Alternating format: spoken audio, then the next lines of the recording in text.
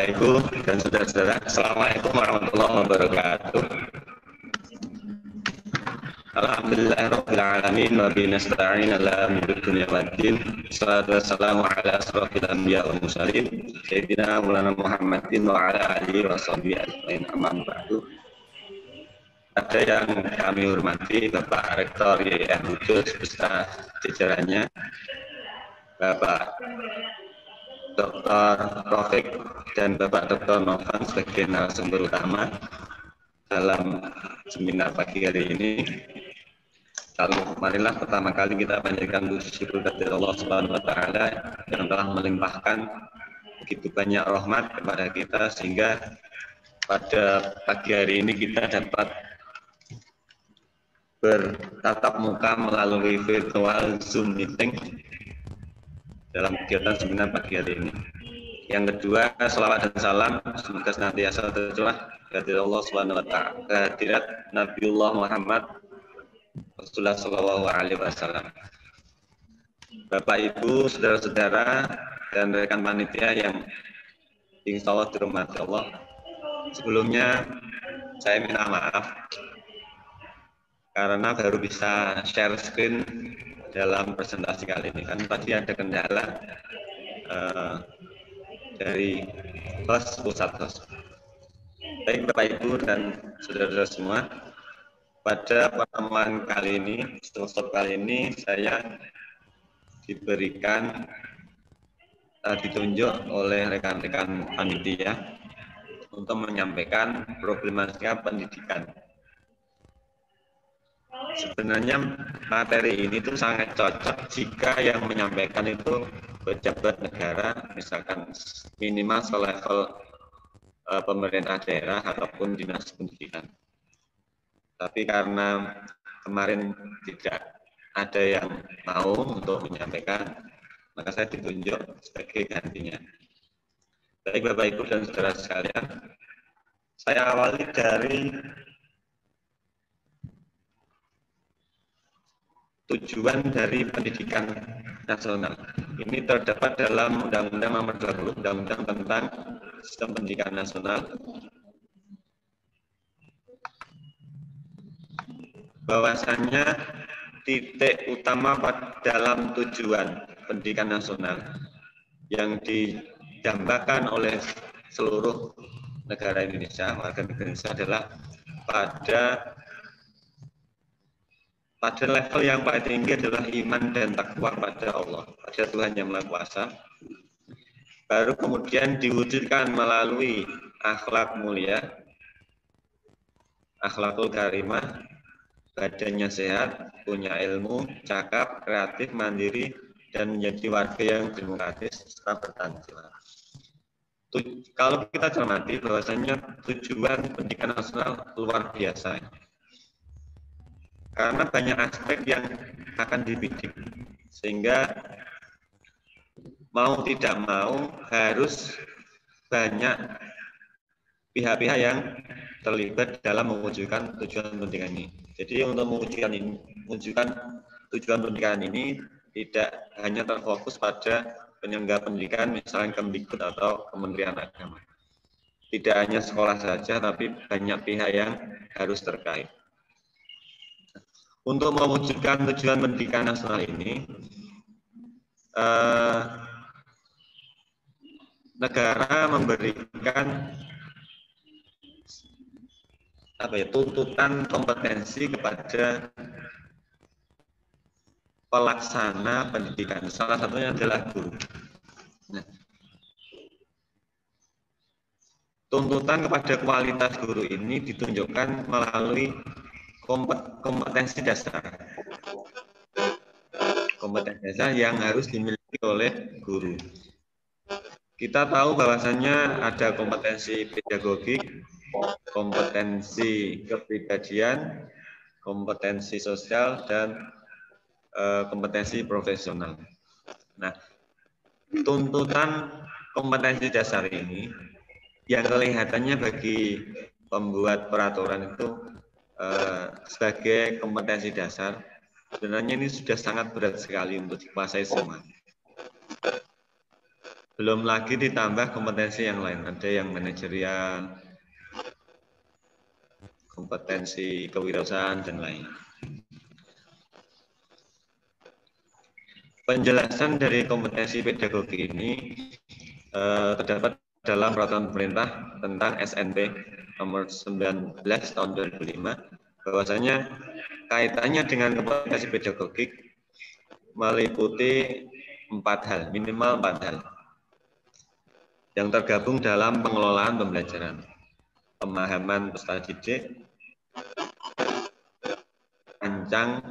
perancangan dan pelaksanaan pembelajaran, evaluasi dan pengembangan potensi. Poin 1, 2, 3 itu tiap hari bisa dilaksanakan oleh para guru. Untuk poin yang 4,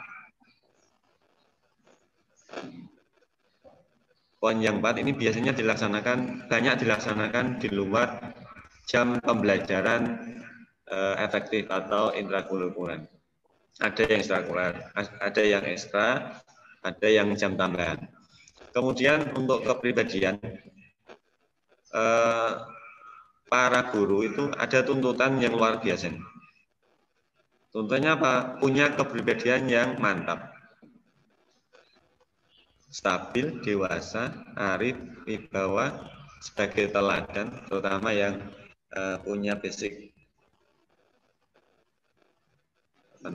guru agama yang baik, agama Islam, Kristen, Katolik, Hindu, Buddha, itu harus menjadi teladan ketika berada di lembaga pendidikan atau sekolah. Kemudian kompetensi profesional, para guru diharapkan, bahkan dituntut untuk menguasai materi-materi pembelajaran, tidak hanya yang ada di buku, tapi bisa dikembangkan dari sumber-sumber yang lain. Kenapa demikian? Karena hal ini sangat bermanfaat bagi pendidikan dan pembimbingan, pengarahan, atau pengembangan potensi peserta didik. Ternyata untuk mewujudkan kompetensi profesional ini saya kira sangat berat sekali. Tapi meskipun demikian, karena kita sudah memutuskan untuk terjun di dunia guru, maka mau tidak mau harus diemban, dilaksanakan, dan dilatih. Nah, tugas beratnya coba kita lihat dalam pasal 29 Undang-Undang Guru dan Dosen. Merencanakan pembelajaran seperti biasa, melaksanakan, menilai, pembimbingan, pelatihan, penelitian, serta pengabdian kepada masyarakat. Nah, sistem profesionalisme ini itu diharapkan melekat pada diri guru, yang itu pelaksanaannya itu mulai di sekolah itu sendiri dan dilanjutkan di luar sekolah. Jadi ada 4. Saya lanjutkan. Kemudian kompetensi sosial. Setiap guru diharapkan mampu untuk berkomunikasi dengan siapapun, tidak hanya dengan siswa, warga sekolah, bahkan dengan warga atau pihak-pihak di luar sekolah. Karena hal ini penting. Ternyata perjalanan pendidikan untuk menangani peserta didik itu betul-betul melibatkan pihak-pihak yang sangat banyak. Nah, kenapa demikian? Karena hal ini sangat berpengaruh pada kemajuan instansi atau lembaga pendidikan tertentu, terutama untuk pengembangan potensi peserta didik.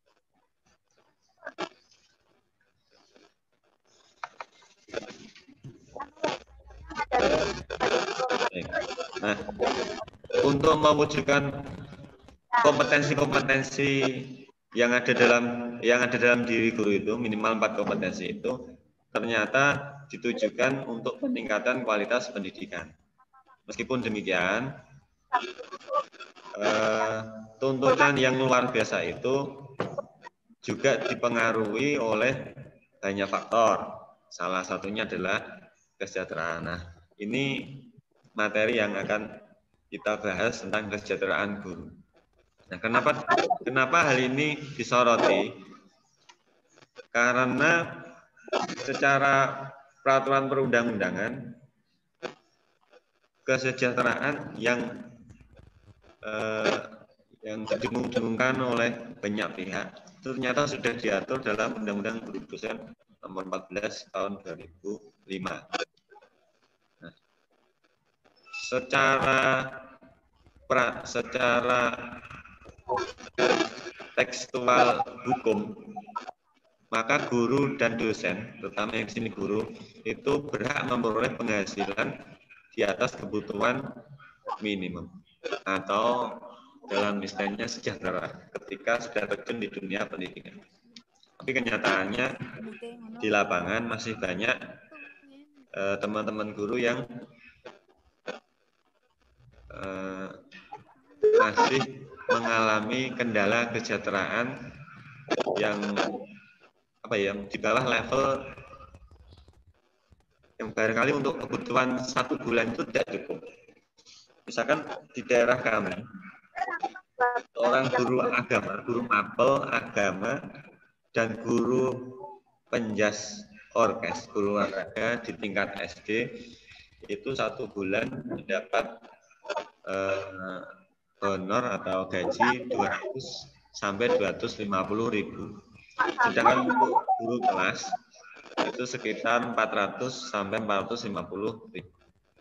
Ini untuk daerah kami. Nah, Bapak Ibu, saudara-saudara pasti bisa mengkalkulasi bagaimana pendapatan yang seperti itu bisa untuk hidup berkeluarga selama minimal 1 bulan.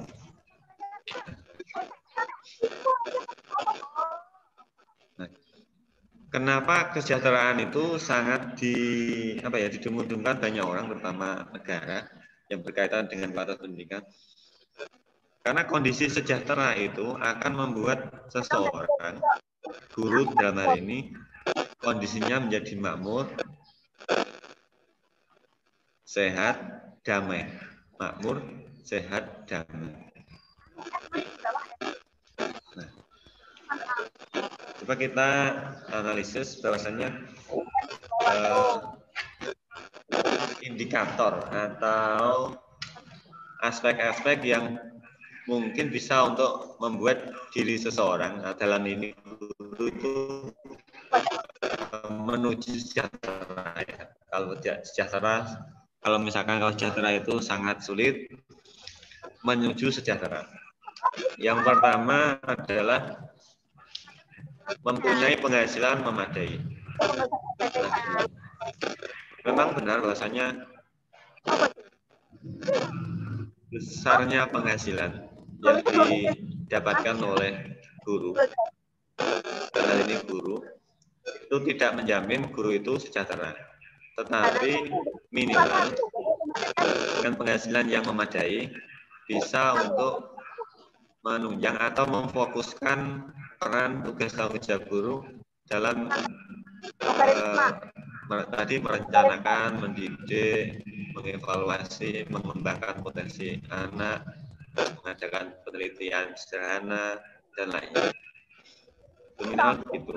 Jadi guru tidak fokus untuk mencari tambahan yang lain di luar tanggung jawab dalam pendidikan. Kemudian yang kedua, dihargai aspek finansialnya. Pada kenyataannya ketika di lapangan,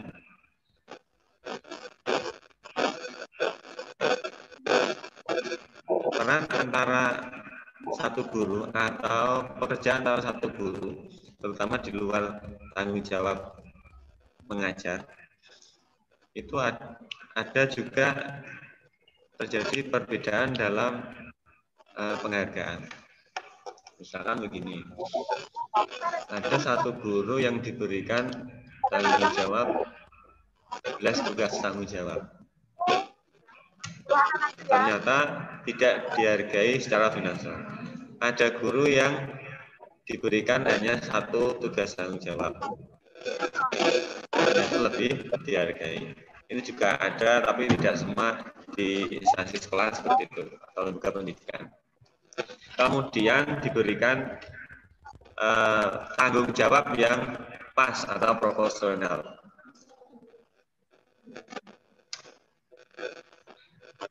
Kompetensi seorang kepala sekolah atau pimpinan memang hendaknya mengetahui potensi yang ada dalam diri guru itu.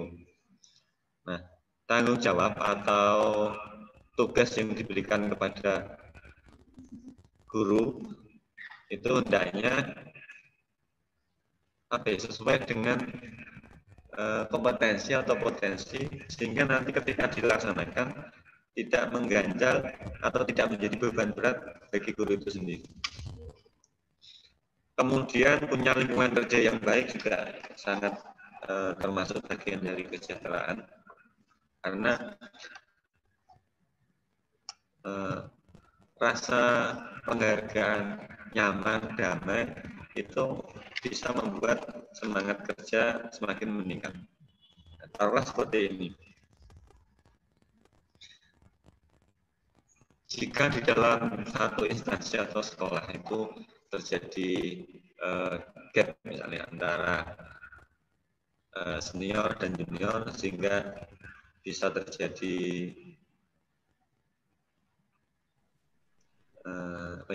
satu fitnah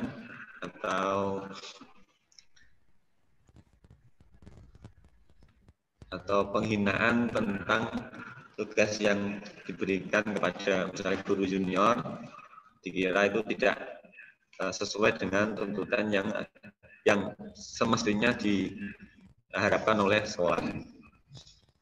Nah, hal seperti ini lama-kelamaan akan membuat lingkungan kerja tidak baik, kerja juga tidak enak. Kemudian ada juga yang perlakuan tidak adil, misalkan yang senior, misalkan masuknya siang, tidak disiplin, tapi tidak ada masalah, sedangkan yang junior yang masuknya telat sedikit dari 5 menit atau karena ada halangan menjadi masalah besar. Kemudian penghargaan karir. Ini juga penting karena ada memang guru tertentu yang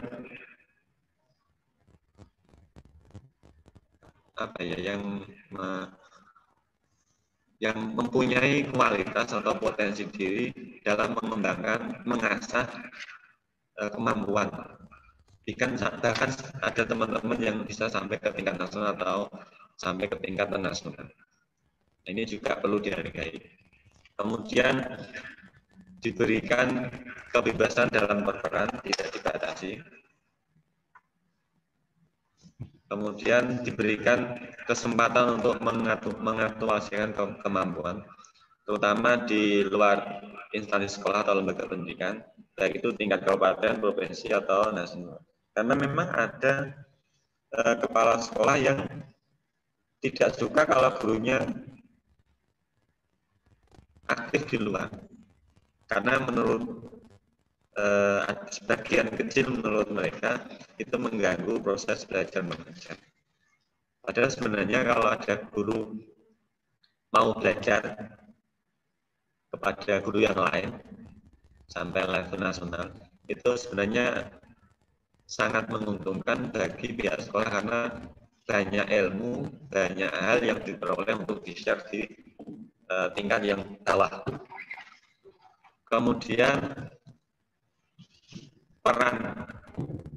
peran guru yang sudah sangat bagus, yang sudah membantu untuk memberikan kontribusi bagi pengembangan pendidikan, hendaknya juga dihargai. Kemudian guru diberikan kesempatan untuk berrelasi dengan yang lain, karena ternyata di lapangan itu ada kepala sekolah yang tapi hanya sedikit saja. Ketika gurunya itu taruhlah melakukan KKG atau MGMP, itu kalau melebihi batas waktu yang ditentukan, itu ditelepon oleh kepala sekolah. Padahal pada hari itu tugasnya untuk mengikuti kegiatan di luar. Kemudian ada pelindungan akademik, karena ada juga di media massa atau media elektronik, ada guru yang ketika mau mendidik dan itu melakukan aktivitas fisik, misalnya jewer atau memukul pelan, sebenarnya itu kan pendidikan, tidak terlalu keras. Itu banyak pihak yang melaporkan atau menuntut, dan akhirnya ada yang dipenjarakan. Kemudian yang terakhir diberi kesempatan untuk membuat keputusan.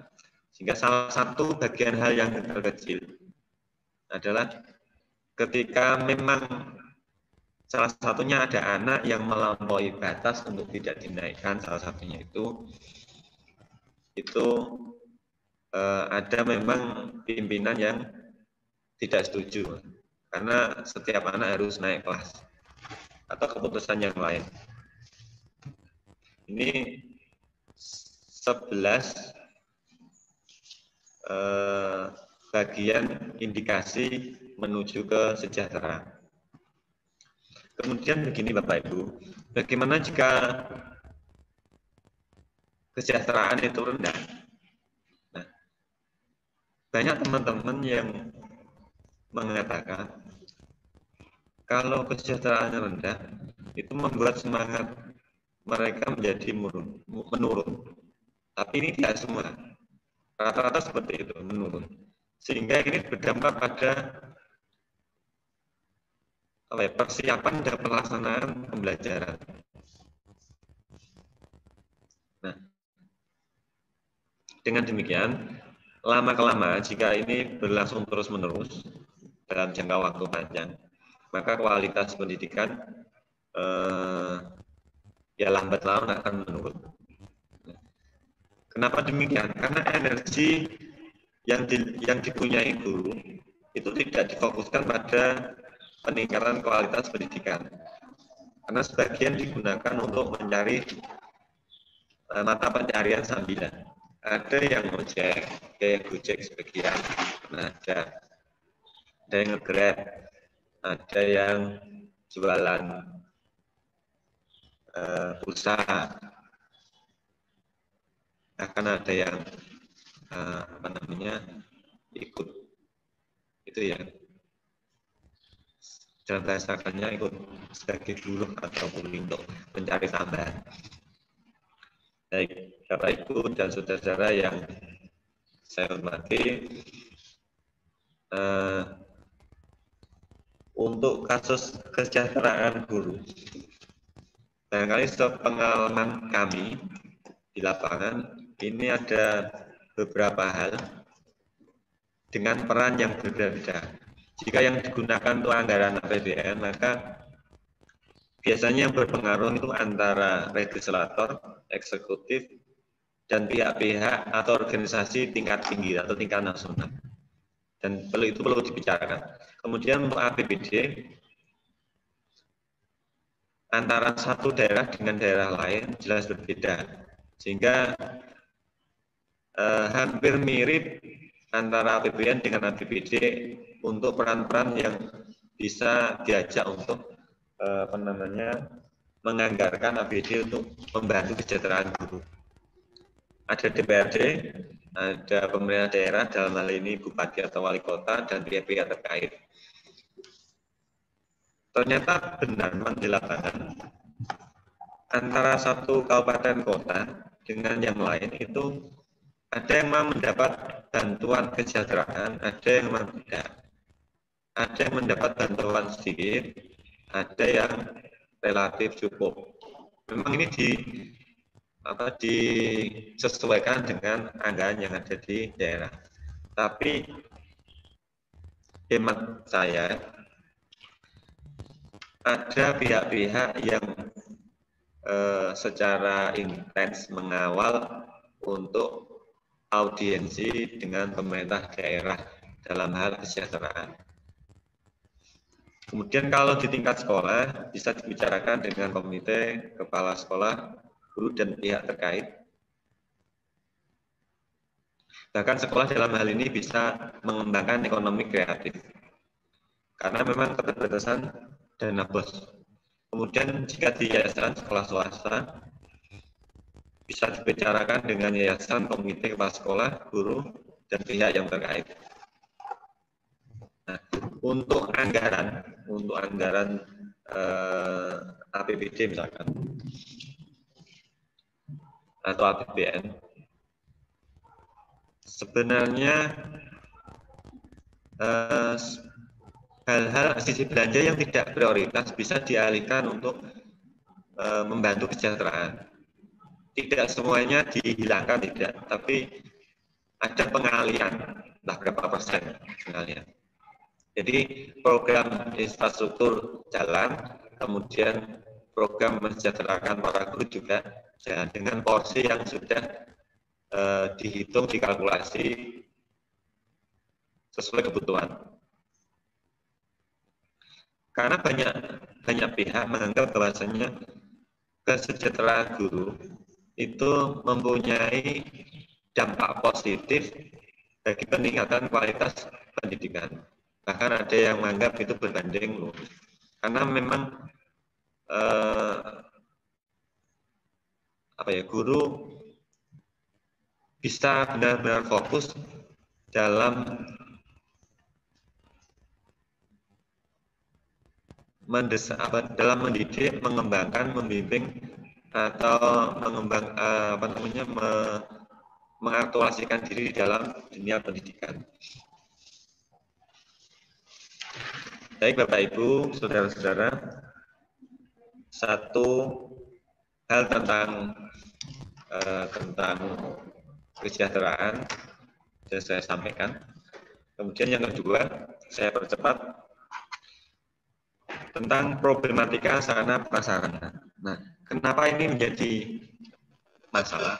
Karena standar sarana prasarana itu tertuang dalam Permendiknas nomor 24 tahun 2007.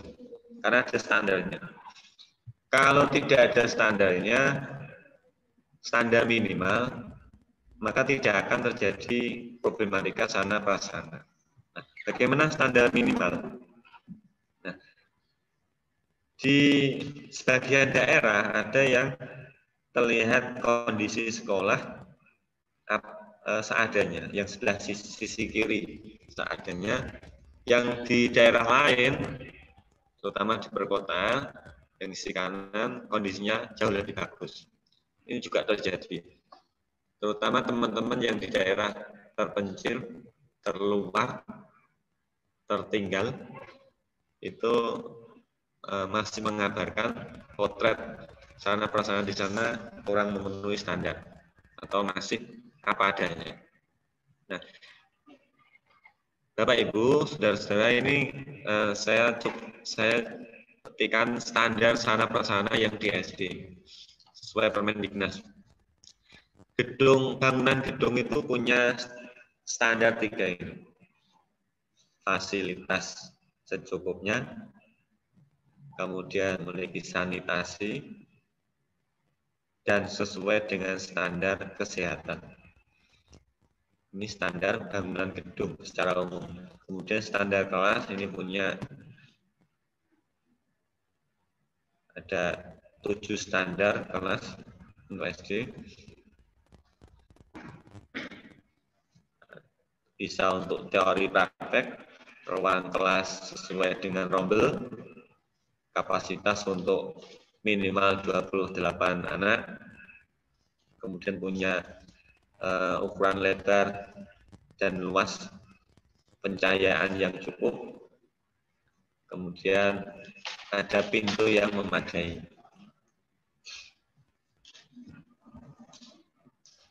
Saya pernah mengunjungi satu sekolah di daerah Kapuas Hulu, Kalimantan Barat, yaitu perbatasan antara Malaysia dengan Kalimantan Barat, Putus Ibau, di daerah Lubuk Antu. itu ada kendala listrik di sana, kemudian apa namanya, fasilitas yang di sana itu ternyata jauh dari perkotaan, karena jarak antara kota dengan jarak antara satu kecamatan dengan kecamatan yang bisa dijangkau oleh kendaraan itu, yang bisa dijangkau itu loh, jalan aspal itu 3 jam minimal antara satu kecamatan. Kalau dengan provinsi itu bisa 22 jam. Apalagi yang tidak terjangkau kendaraan tanpa aspal atau jalan setapak itu ada yang sampai 3 jam jalan kaki atau naik apa namanya, trail ya, kendaraan. Ini untuk ruang kelas. Kemudian untuk perpustakaan ada standarnya juga, kemudian punya lab, kemudian ada ruang kepala sekolah punya standar yang barangkali ini standarnya luar biasa, karena setahu saya banyak di daerah itu ruang kepala sekolah tergabung dengan ruang guru dan ruang penyimpanan penghargaan. Kemudian ada ruang guru, ada standarnya, kemudian ada tempat ibadah, ada ruang UKS, toilet, gudang, ruang sirkulasi antara satu tempat dengan tempat lainnya, ada yang tempat olahraga. Ini ada standar toilet 1 unit untuk 60 dan lainnya. Kemudian alternatif solusi tentang sarana prasarana, jika itu melibatkan koordinasi antara pemerintah pusat dan daerah, maka pemberian sarana dan prasarana kepada lembaga pendidikan harus ada koordinasi antara pemerintah pusat dengan pemerintah daerah.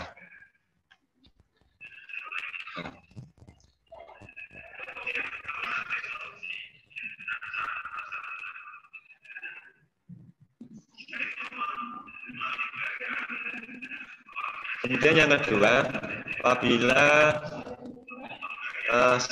lembaga pendidikan atau sekolah mau menggunakan atau mau membangun secara mandiri, maka ini perlu dibicarakan antara komite, kemudian pihak sekolah, atau bisa juga dengan alumni.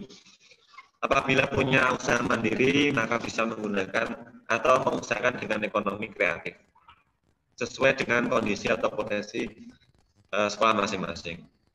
Kemudian yang keempat, sekolah atau lembaga pendidikan bisa mengadakan kerjasama dengan pihak-pihak terkait yang intent atau peduli dengan pendidikan. Baik, Bapak Ibu Saudara, yang terakhir adalah tentang pemerataan pendidikan. Hal ini kenapa terjadi? Karena memang dipengaruhi oleh berbagai kondisi.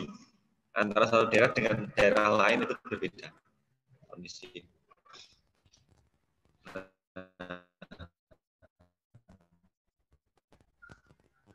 Di antara faktor-faktor yang mengenai pemerataan pendidikan, yang pertama Pertama itu orientasi, adanya perbedaan antara perkotaan, pedesaan, dan wilayah terpencil. Orientasinya, saya. Jadi kalau kita jumpai pembangunan atau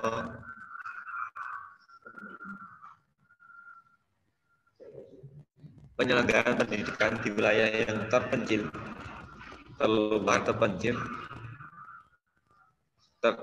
terdalam, terdepan, maka berbeda dengan wilayah yang perkotaan. Kemudian yang kedua,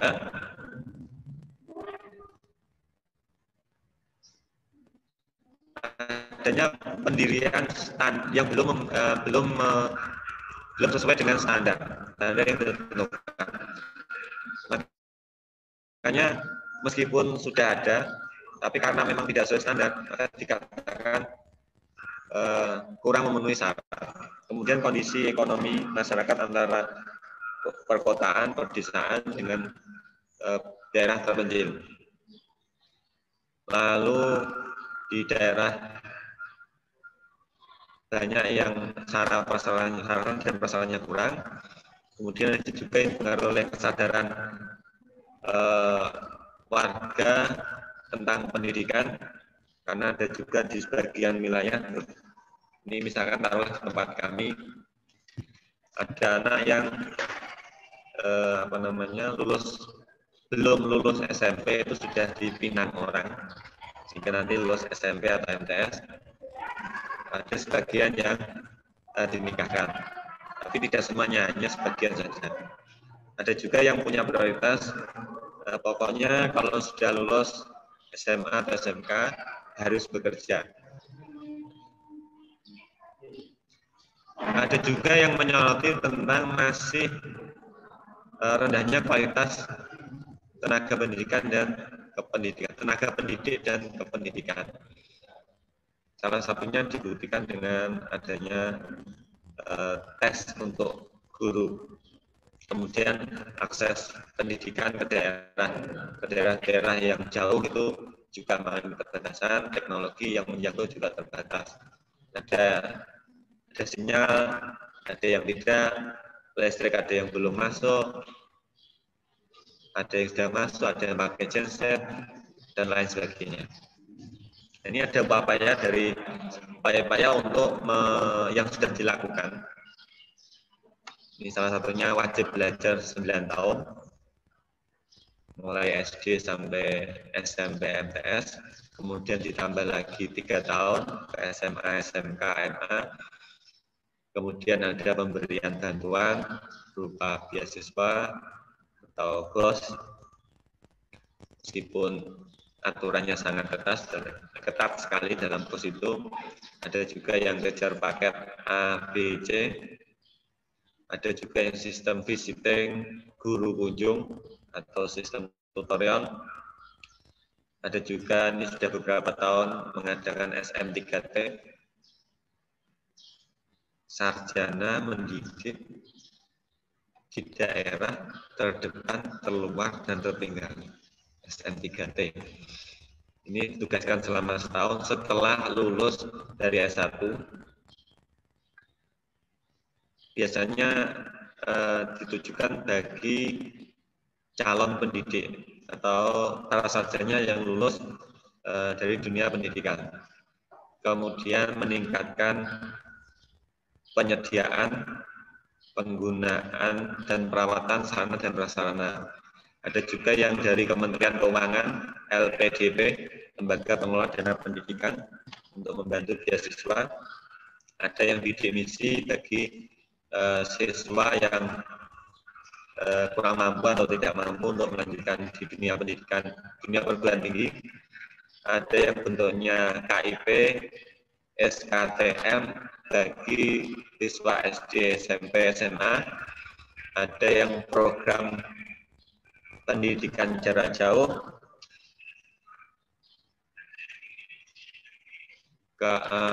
terutama ini untuk teman-teman yang sedang menempuh dunia perguruan tinggi, pendidikan jarak jauh. Ada juga melalui pelatihan. Kemudian untuk pada saat ini mau tidak mau di tingkat SD, SMP, SMA itu sedang menerapkan program PJJ, pendidikan jarak jauh. Memang banyak kendala dalam penerapan ini, terutama yang di daerah yang sulit sinyalnya, atau kendala utamanya selain sinyal itu pada penyediaan kuota. Karena memang ini masalah masalah sebagian begitu. Kemudian ada juga yang penyelenggaraan PPG bagi guru-guru yang ingin memperoleh pendidikan profesi. Nah, demikian Bapak Ibu saudara-saudara yang bisa saya sampaikan. Sekali lagi mohon maaf karena tadi ada kendala teknis. Sementara demikian, kurang lebihnya mohon maaf. Assalamualaikum warahmatullahi wabarakatuh. Pertama, yaitu dari Mbak Fitriatus Soleha dari instansi UPN Veteran Jawa Timur. Pertanyaannya ditujukan kepada Bapak Henry Eko Saputro MSI. Adapun pertanyaannya yaitu, dengan meningkatnya kualitas pendidikan berarti sumber daya manusia yang terlahir akan semakin baik mutunya dan akan mampu membawa bangsa ini bersaing secara sehat dalam segala bidang di dunia internasional. Namun faktanya, masih banyak sekolah-sekolah formal di Indonesia yang belum melewati mutu standar pelayanan minimal, mulai dari SD hingga SMA. Bahkan masih banyak jumlah universitas yang belum terakreditasi dengan baik. Nah, bagaimana cara mengatasi hal tersebut dan apa yang harus para pelajar lakukan? Terima kasih. Monggo Bapak Henry. Baik, terima kasih. Pertanyaan yang luar biasa yang dari Mbak Fitriatus Soleha dari Jawa Timur.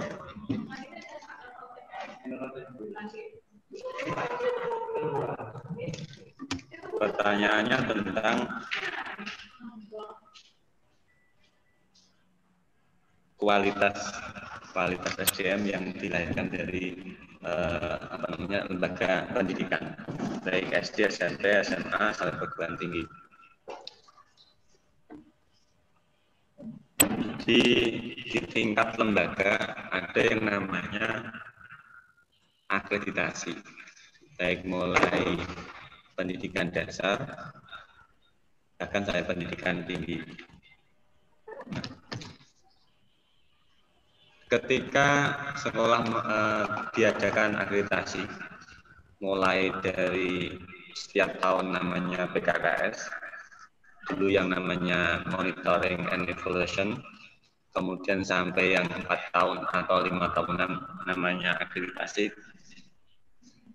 Dalam hal pelaksanaan akreditasi itu, ini membangun sistem yang ada dalam lembaga pendidikan.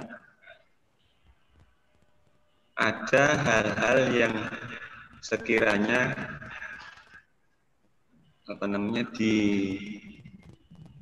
diadakan manipulasi data. Ada yang sesuai, ada yang tidak. Karena memang ini menjaga eksistensi sekolah, agar sekolahnya itu mendapat predikat bagus atau tidak direkruting. Taruhlah begini,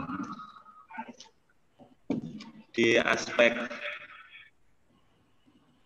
standar pengelolaan untuk SMP sendiri, itu ada yang namanya akreditasi tentang prestasi dan karya siswa. Nah, agar nilainya itu sangat bagus, maka diperlukan laporan tentang prestasi-prestasi yang banyak beserta buktinya. Kemudian di sisi lain, di standar tentang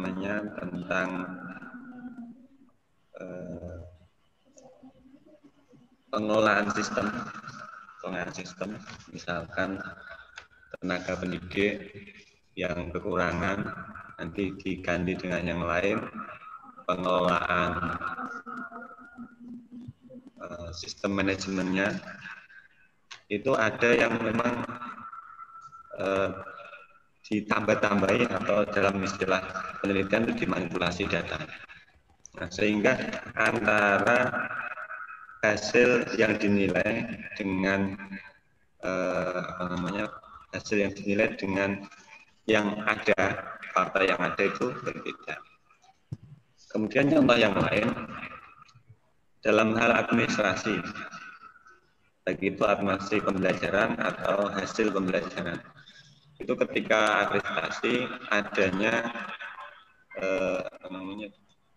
ketidaksesuaian antara jumlah maksimal yang diperoleh, jumlah maksimal yang dinilai dengan bukti yang ada, dan masih banyak lagi. Nah, di sisi lain, selain akreditasi itu ada kontrol yang dilakukan dari pengawas, kemudian kontrol yang dilakukan dari dinas pendidikan atau kontrol internal. Kalau dulu di sistem manajemen RSB itu namanya manajemen mutu dan internal kontrol itu ada. Oleh karena itu bagian-bagian tertentu yang tidak sesuai dengan prosedur mutu itu diadakan evaluasi, kemudian diadakan pembaruan.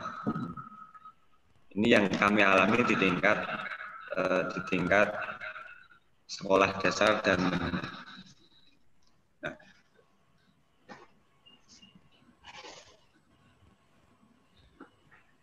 yang selanjutnya, ketika pengembangan SDM itu sendiri yang tadi difokuskan pada guru.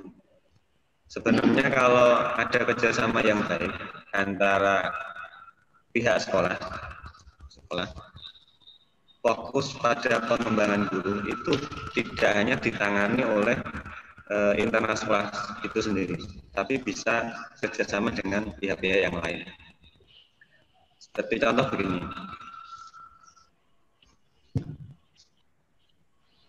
ketika sekolah itu membutuhkan taruhlah pembelajaran PJJ daring, butuh media pembelajaran, butuh cara untuk membelajarkan yang baik melalui dunia digital.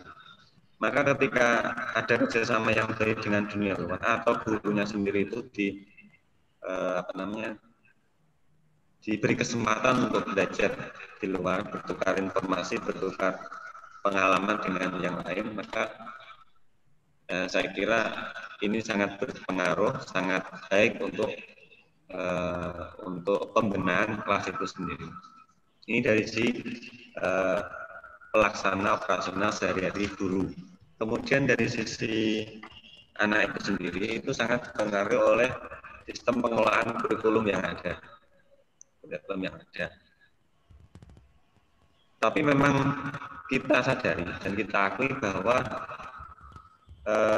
masih banyak anak yang ketika keluar sekolah, baik itu SMK sendiri, itu yang tidak siap kerja. Dan perusahaan-perusahaan tertentu itu seringkali mengadakan pelatihan yang memang sesuai dengan jalur yang mereka butuhkan. Nah, oleh karena itu pembenahan itu seharusnya dilakukan mulai dari tingkat pusat, daerah, kerjasama, kemudian tingkat internal sekolah sendiri. Kemudian yang terakhir, tidak boleh disalahkan jika ada sekolah-sekolah tertentu yang betul-betul mengelola kurikulumnya secara mandiri, secara pribadi, agar kualitasnya itu sesuai dengan keluaran lembaga pendidikan yang lainnya. Dan itu banyak, taruhlah seperti sekolah-sekolah swasta, termasuk di perguruan termasuk pondok pesantren Gontor yang ada di Jawa Timur. Kalau yang di daerah Jawa Tengah itu ada yang kerjasama dengan pesantren, kerjasama dengan di luar negeri juga ada. Karena mereka fokus mengelola secara mandiri. Jadi sekali lagi, Bapak Ibu dan saudara-saudara sekalian, untuk membenahi kualitas sekolah itu sendiri, karena kualitas pendidik dan keluarannya, mutu keluarnya, itu harus ada sinergitas antara berbagai pihak, yang itu pemerintah pusat dengan kebijakannya, dengan masuk kebijakan anggaran, dengan pemerintah daerah, kemudian dengan penanggung jawab pendidikan, dalam hal ini dinas pendidikan, kemudian di sekolah itu sendiri pengelolanya, mulai dari kepala sekolah, komite stakeholder, kemudian juga ada kerjasama dengan pihak-pihak yang terkait. Nah, jadi kita tidak bisa menyalahkan bahwa kemajuan pendidikan itu mutlak tanggung jawab pemerintah pusat itu sendiri. Tidak bisa, tapi harus kerjasama yang baik antara berbagai pihak. Saya kira itu, Mbak Tika. Terima kasih.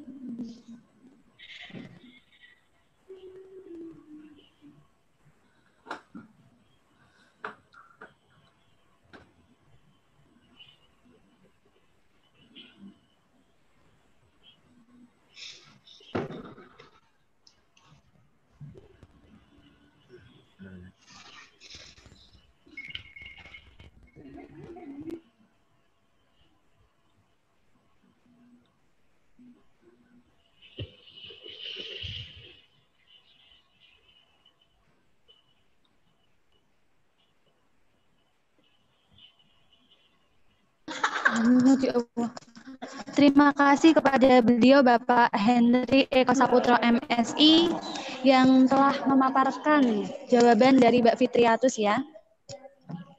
Nah, kali ini saya simpulkan bahwasanya pengembangan SDM harus ada kerjasama yang baik pada pihak sekolah. Ketika guru membutuhkan cara pembelajaran daring yang baik, maka dalam dunia pendidikan harus ada kerjasama antara pihak sekolah tersebut.